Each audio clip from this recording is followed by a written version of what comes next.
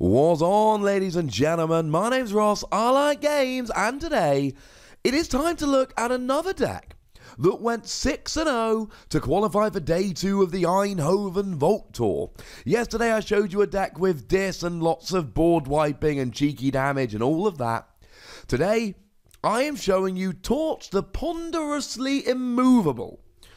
And if that name sounds a little bit familiar, it probably should, because it was one that we did actually feature on the live stream, so I will make sure that I link that video, assuming I can find it, which I should be able to, in the comment section.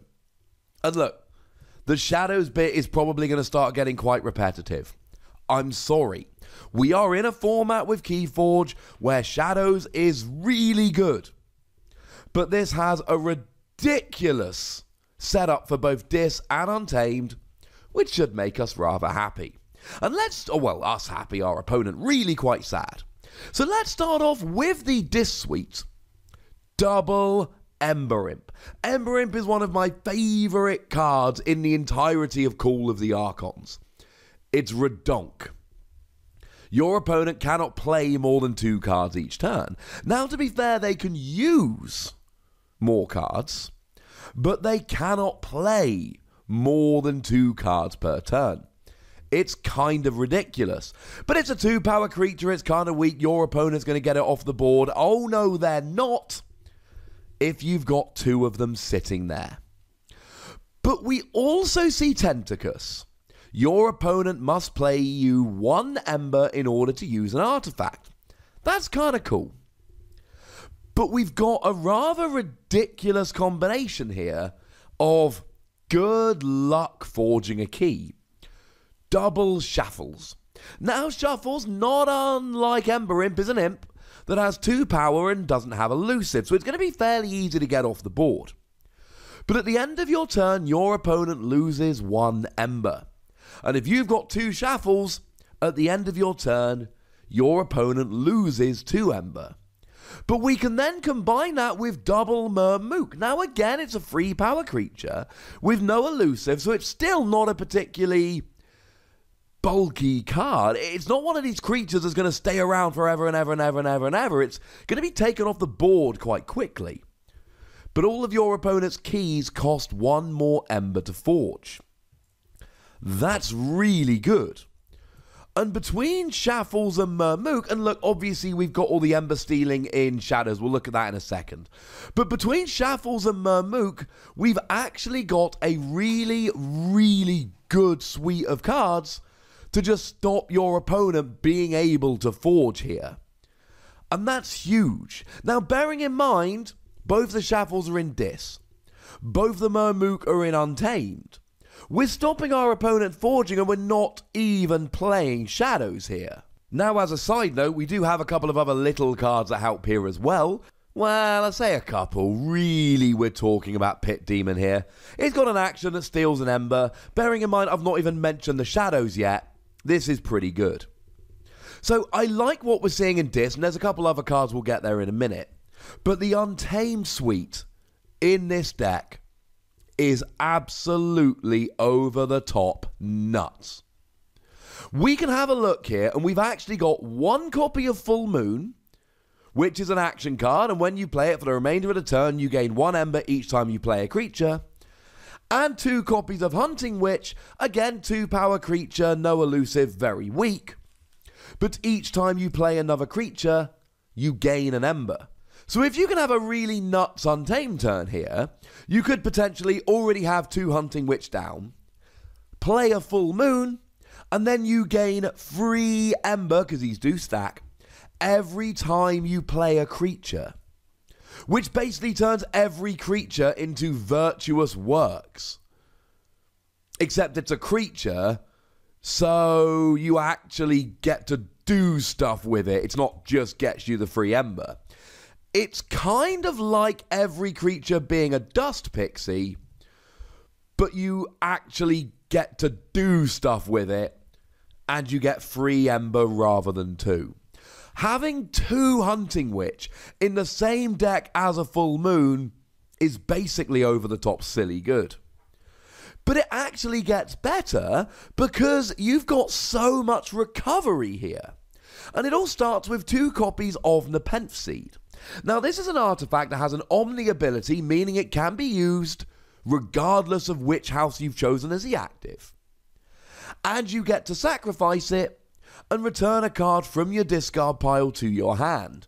And that card could be something like Bait and Switch, more on that in a moment, or Full Moon, or Ember Imp. And remember, it is an Omni ability, so on a Dis turn, get rid of it, grab Ember Imp, whack it down. On a Shadows turn, get rid of it, Bait and Switch, get it down, steal that Ember. And you have 2 Nepenthe Seed here, which is frankly over the top. But you've also got Witch of the Eye. And when you reap, it's the same as Nepenthe Seed. You return any card from your discard pile to your hand. Now, don't get me wrong, it's a 3-power creature without elusive, and that is a bit of a theme. Pretty much all your good creatures here are 2 or 3 power and don't have elusive. So, you know, if we see something like a Poison Wave coming down, that is going to be absolutely devastating. And we all see that Shadows tend to play cards like Relentless Whispers.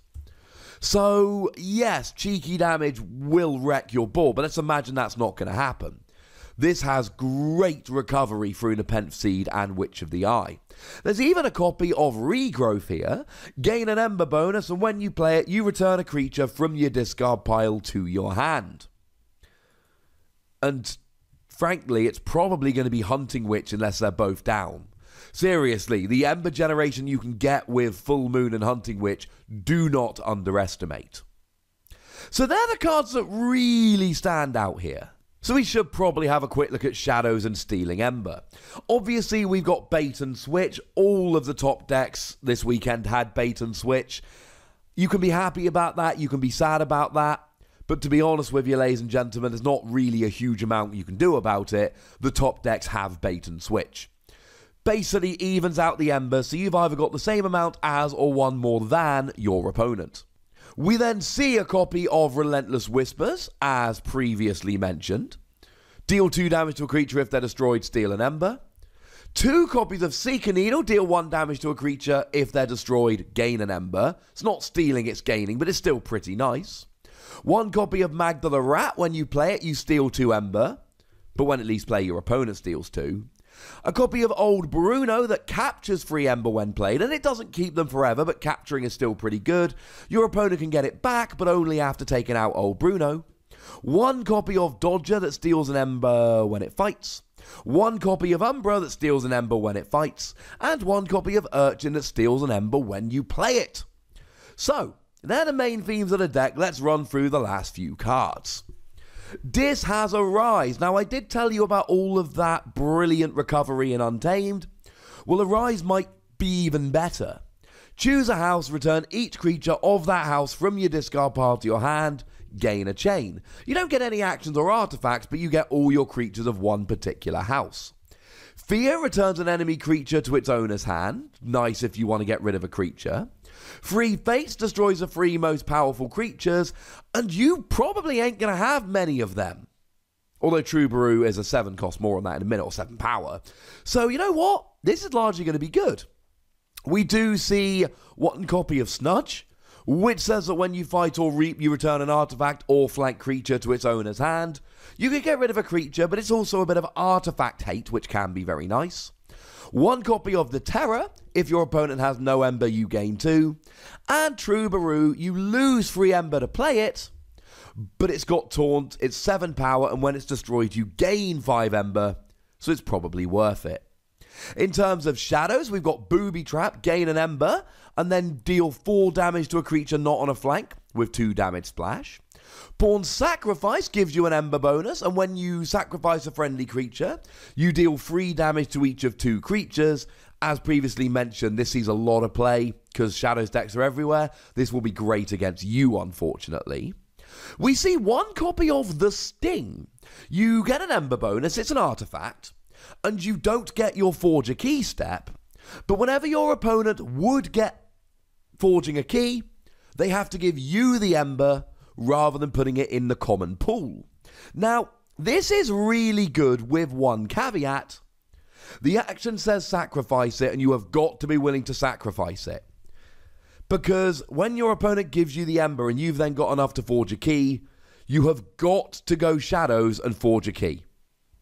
If you don't go Shadows and forge a key, that is very bad, because you're basically winning the game one turn later, and that could be the difference between winning and losing. You have got to be ready to pull the trigger on this at the right time. Good news is, generally on a turn, what you really want to do is stop your opponent forging and forge yourself. Well, if you've used the Sting, you're probably going to have enough to forge, unless your opponent's playing a bunch of crazy combination to really increase the cost. And then Shadows is a great house for stealing Ember and stopping your opponent forging. That's pretty good. And then to finish off with the last few Untamed cards, we see Save the Pack, destroy each damaged creature and gain a chain, great board wipe if there's damage on the board. 2 copies of Dew Fairy. It's got elusive, and when you reap you gain an Ember. That is in addition to the usual one, so you actually gain 2 Ember. And what we're left with is a really, really good looking deck. It's won 8 out of 9 games competitively. It went 6-0 on the very first ever Vault Tour. Didn't quite win, unfortunately, but make no mistake about it, this is a really, really good deck. But as always, I would be very interested to know your thoughts about it. So please do let me know in the comment section. Go nuts! But please do remember the rule, be nice, would ya? And then make sure you like this video, subscribe to this channel, and follow me on Twitter at the Wossy, where we talk about Keyforge and other games. But by far the most important thing, as always, look after yourselves till next time. Thank you very much for watching. My name is Ross, and you've been watching Wossy Plays.